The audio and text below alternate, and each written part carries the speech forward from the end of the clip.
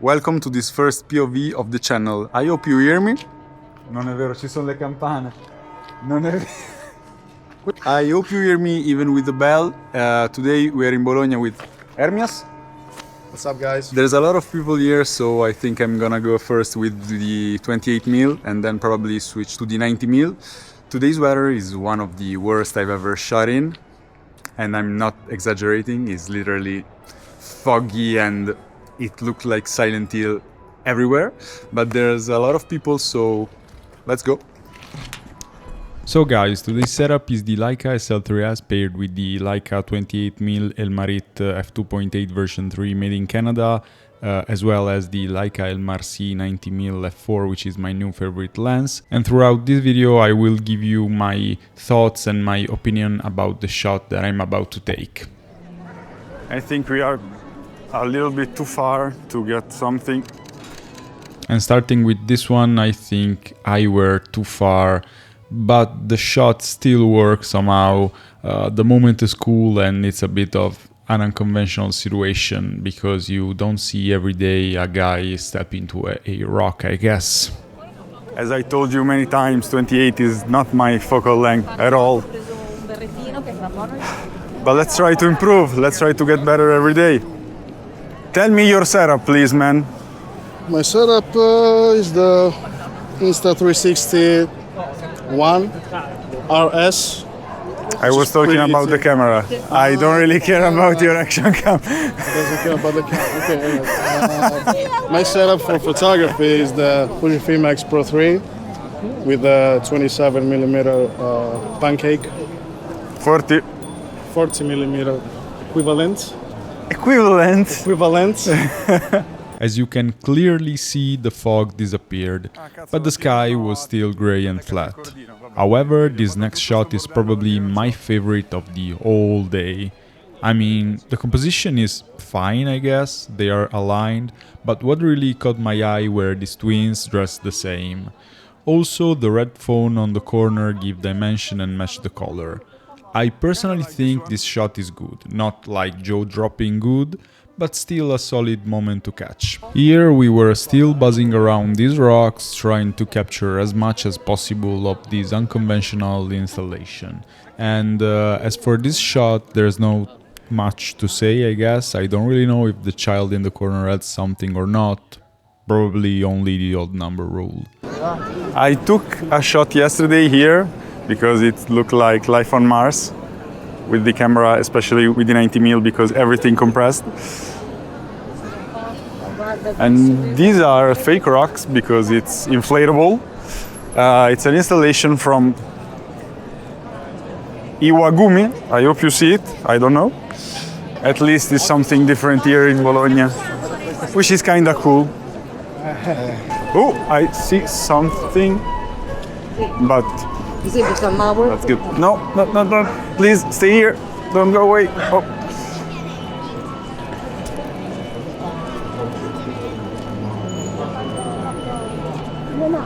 I think this one is funny, you know, the dog adds a layer of interest. I also made a black and white version that probably works best. I want to say that if you don't see me because I am behind, it's because I'm going slowly. With the 40mm, Yeah, you're taking your time. it's difficult Yeah. to hunt with the 40mm. I'm taking my time. We just missed a great scene. Keep in mind that if it wasn't for the POV, I wouldn't have gotten some of these shots you'll see. Or better, I wouldn't have selected most of them. On a regular day, I usually end up with 4 or 5 shots that are worth showing. However, this POV turned out to be kinda cool to me.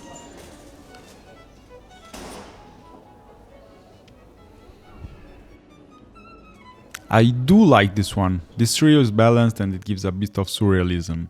The composition is effective and it's not the only mannequin shot I took today. The others are better because they involve an actual person, but still, this one is cool. You can take the man out of the street, but not the street out of the man.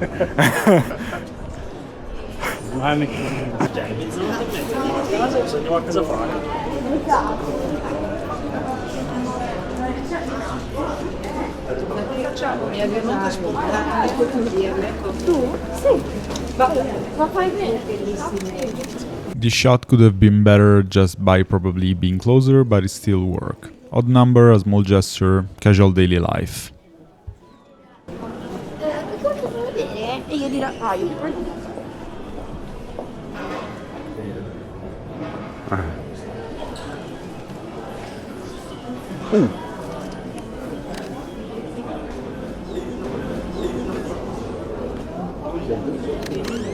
And this is one of the other mannequin shots I was talking about earlier. This one I think is solid, very contrasty and a bit of surrealism if you will. The head really shine and it's the best of today's mannequin series and one of my faves of the day.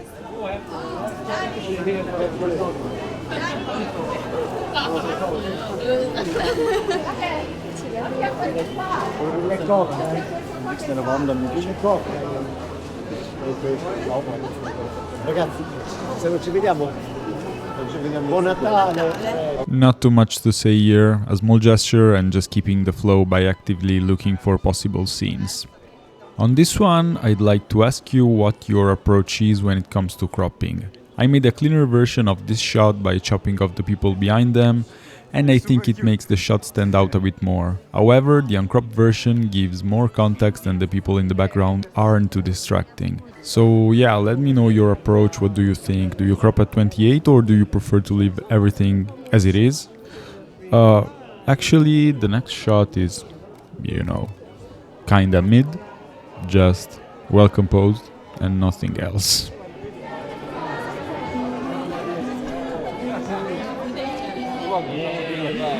Don't really know who they are, but probably they are famous, I guess. Oh, per questo signore qua sì. Perché la Valentina mi chiama e le vuole? Buono, eh? No, grazie. Senti.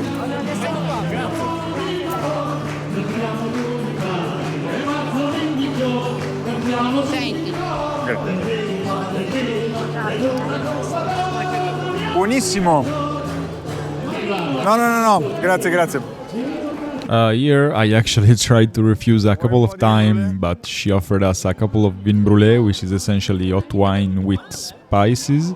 And when I spotted the opportunity to get a shot out of it, I decided to actually be part of the frame to, kinda balance all the object in the shot.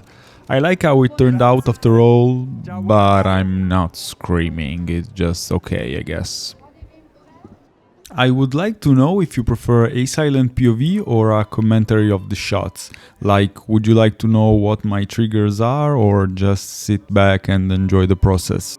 Personally, I like to give you some insight and I hope to get better eventually, but I'm open to any ideas. In this shot, I like the color and the end gesture next to that white piece of paper or what it is. But it's better to get ready for the next one because it's another favorite of mine of this particular session.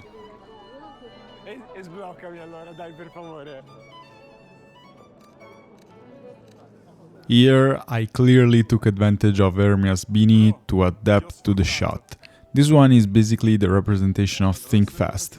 It's cool, it's a fun little just exposition. Red on red, complementary blue, the reflection, his head incorporating hers. This one is solid. Probably we're about to switch to 90mm because there's actually no sun and it's nothing too interesting going on. And with 90mm we both like to use abstraction and kinda compressed layering, so we'll probably switch like in a couple of minutes.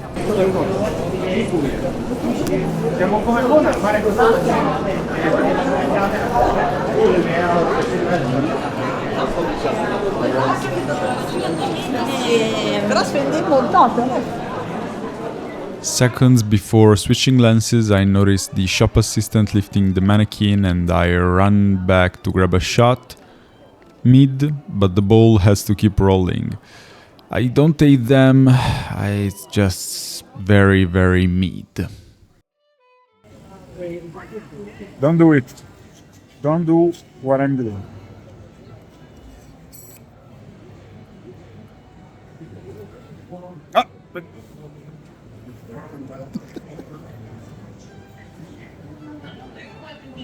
Give me back the lens. Ah! Ah!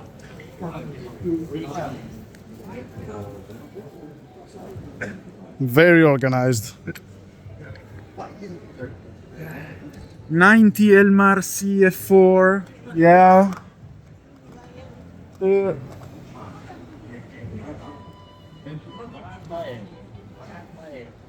Ready to go. Okay, here comes the pain, I guess. Giving you context is pretty easy with wire lenses, but with a 90mm is harder for me because most of what I do with telephoto is more graphic, I would say. My eyes are very sensitive to texture, abstractions, shapes, and I often end up shooting in this sort of, I would say, unconscious state. Like, I do it without even thinking or speaking. And for instance, with this shot, what am I supposed to say? Maybe it has some kind of mysterious storytelling for whoever wants to see something in it. But for me, it's more like, oh, that white wall looks like a film burn, and that's pretty much it. Not always, sure, but yeah, most of the time it goes like that. It's something I deeply enjoy, but it's not even about enjoyment, I guess. It's just so much a part of me, this way of seeing, that I enter a level of calmness that's hard to explain. Like to the point that I do not even care about the output, and to be honest, even with wider lenses I don't care that much about the output. I just enjoy the process of walking, looking, noticing and feeling the street. But with telephoto lenses this gets so amplified that I almost forget I exist. It's a dissociative experience. That's why it's hard for me to explain these shots. Ti sono in mezzo?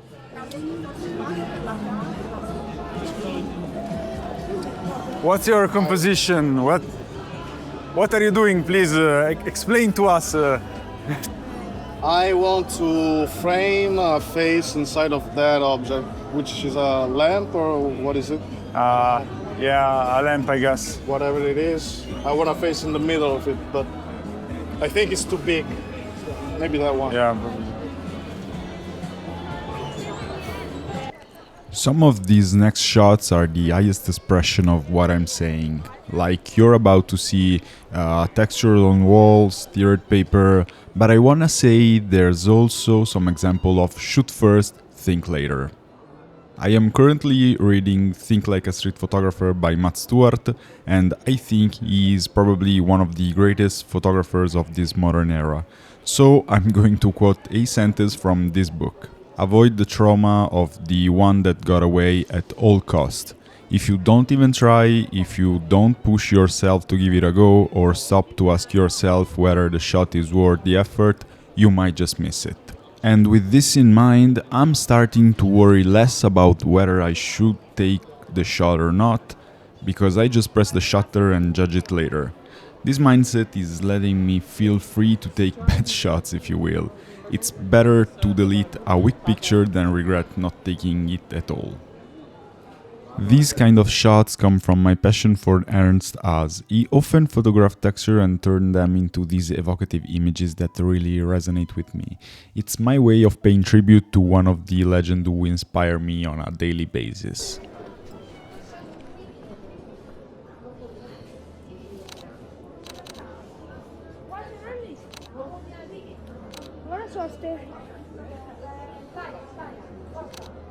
And the same goes here, but obviously with lighter. I keep looking at his shots and getting mesmerized. I'd say that if I started street photography because of Vivian Maier, I kept shooting because of Haas and lighter. And now my influences are still evolving and I'm getting looser with my photography in general.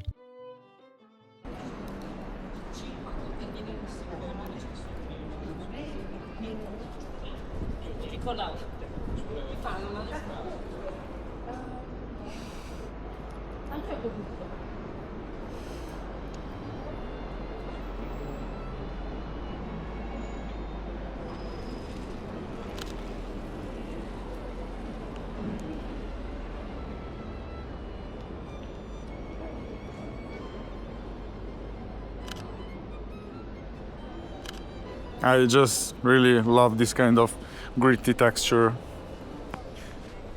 I was looking for you, man. Here, I'm here.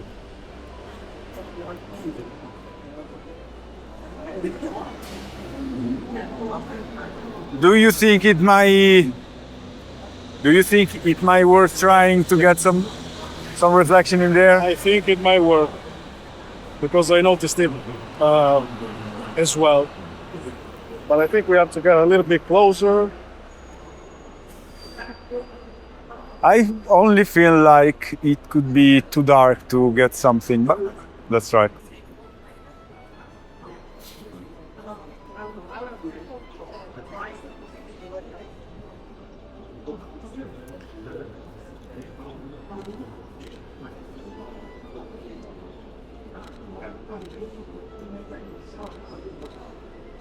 On this one, I have mixed feeling.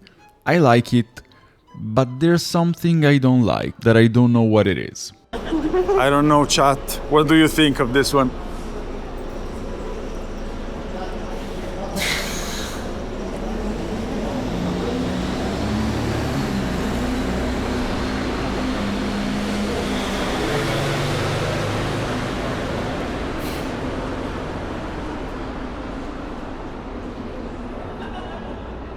I like this one. I really like the color, the tones, and how the reflection keep everything separated. This one is definitely a keeper. One promise I make to you is to get better at commenting on my shots and giving you more insight into my thought process. But for today's video, here is my final selection of the shots I really like and consider keepers.